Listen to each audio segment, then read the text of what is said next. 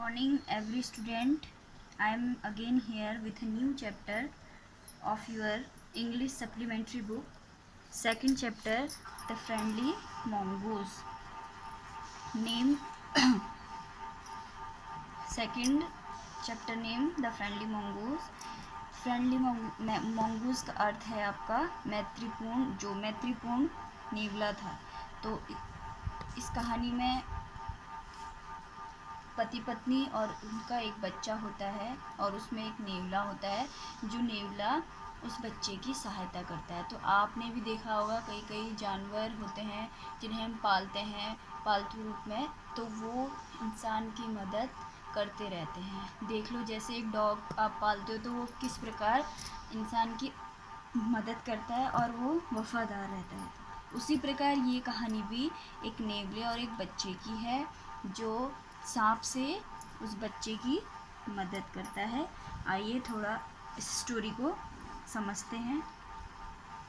और कुछ इसके टिपिकल वर्ड्स हैं, जैसे स्क्रीम चिल्लाना, स्मर्ड सनी हुई, विक्ट धूल, हिस्टोरिकली भावावेश में, रेट मतलब क्रोध, स्टिल शांत, अनअवेयर अनभिज्ञ होना, शोबिंग सुबकना, स्टर्ड घूरना, वैपिंग पोछ कर, रॉक्ड माने झुलाया, पिकिंग अप लेकर उठाकर, ऑफ टू कहीं बाहर जाना, फ्रैंकली स्पष्ट शब्दों में, रैन इनटू मिला, ग्रॉसरी परचून का सामान, कस्टमरी सामान्य, पेट मतलब पालतू, नीड मतलब आवश्यक, कंपेनी मतलब साथी, टिनी बहुत छोटा, बुशी झबरेली, क्रैडली पालना, अल्टरनेटली बारी बारी से।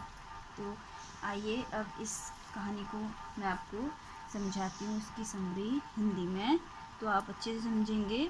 एक किसान और उसकी पत्नी और उनका छोटा बच्चा एक गांव में रहते थे। उनके घर में एक छोटा नेवला भी था और वे समझते थे कि वो भविष्य में उनके बेटे का मित्र व साथी बनेगा। एक दिन किसान और जो उसकी पत्नी बच्चे को नेवले के पास अकेला छोड़कर कहीं बाहर चले जाते हैं। तो यहाँ से समझेंगे।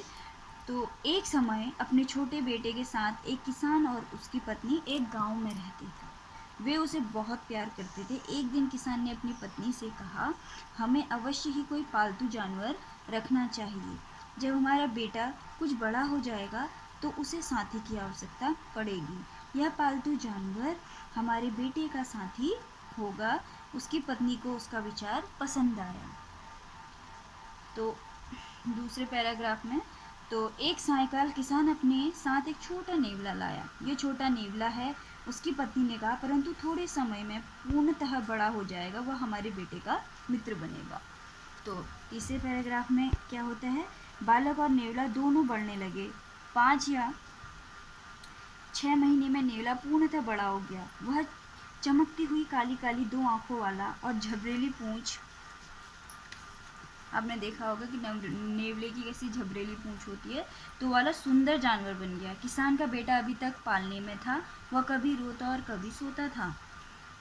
चौथे पैराग्राफ में, एक दिन किसान की पत्नी बाजार जाना चाहती थी। उसने बच्चे को भोजन खिलाया और झुलाते हुए उसे पालने में सुला दिया।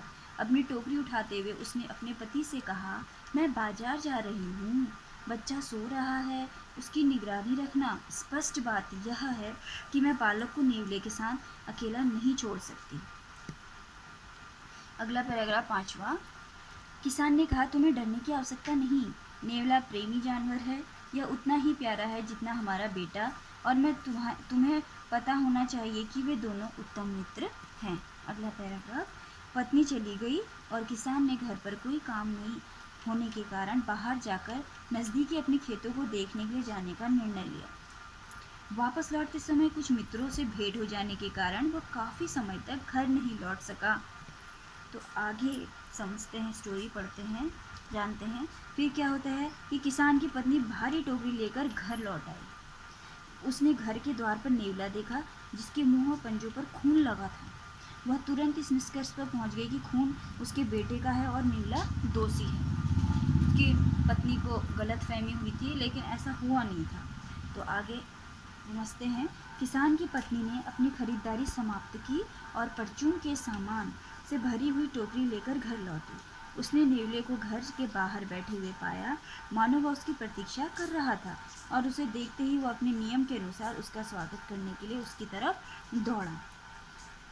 किसान की पत्नी ने नेवले के ऊपर एक निगाह डाली और चीख उठी। खून! वह चिल्लाई। नेवले का चेहरा और पंजे खून में सने हुए थे।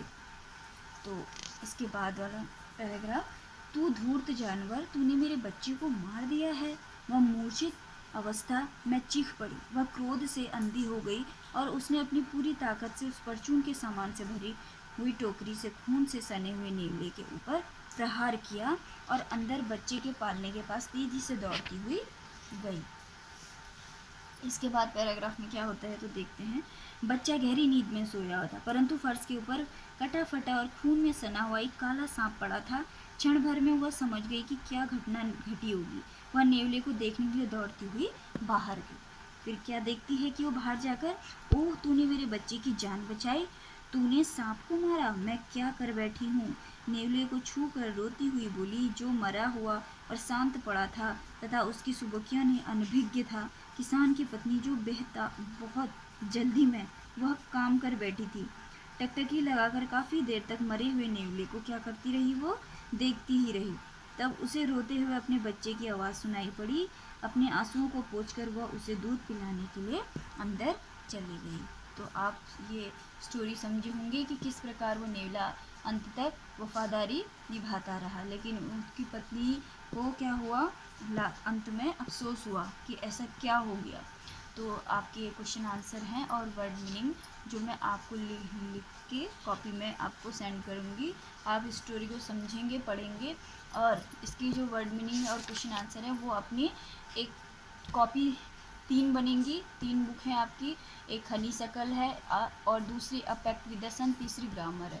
तो ये हनीशक्ल की कॉपी अलग बनेगी, अ पैक्ट विद द सन की अलग बनेगी और ग्रामर की कॉपी अलग बनेगी। तो ये आपकी सेकंड बुक सप्लीमेंट्री रीडर है जिसमें सिर्फ कहानियाँ हैं। तो आप इसे अपनी फेयर कॉपी में लिखेंगे, इसके क्वेश्चन आंसर, इसके वर्ड मीनिंग। आप सभी जितने चैप्टर पढ़ाए जा रहे हैं, सेंड किए जा रहे हैं, सभी की वर्ड मीनिंग और क्वेश्चन आंसर अपनी कॉपी में लिखेंगे अच्छी राइटिंग में और याद भी करेंगे और स्टोरी को पढ़ेंगे और समझेंगे भी। Thank you so much.